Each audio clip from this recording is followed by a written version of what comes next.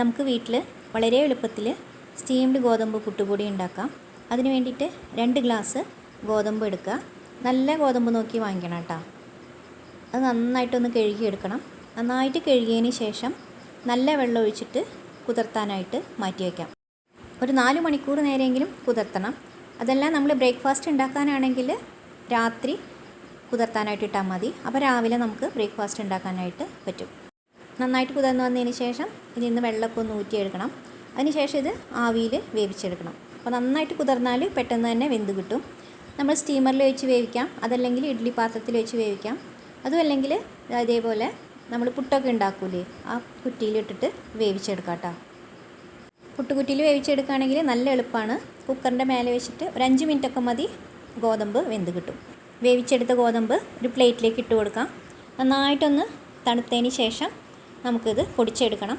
അപ്പോൾ ഒരുപാട് നൈസായിട്ടൊന്നും പൊടിക്കേണ്ട, റവയുടെ പരുവത്തിൽ പൊടിച്ചെടുത്താൽ മതി. ഇത്രയുള്ള നമ്മുടെ സ്റ്റീംഡ് പുട്ടുപൊടി റെഡി ആയിട്ടുണ്ട്. ഇനി നമുക്കിത് പുട്ടുണ്ടാക്കാനാണെങ്കിൽ ആവശ്യത്തിന് ഉപ്പ് ചേർത്ത് കൊടുക്കുക.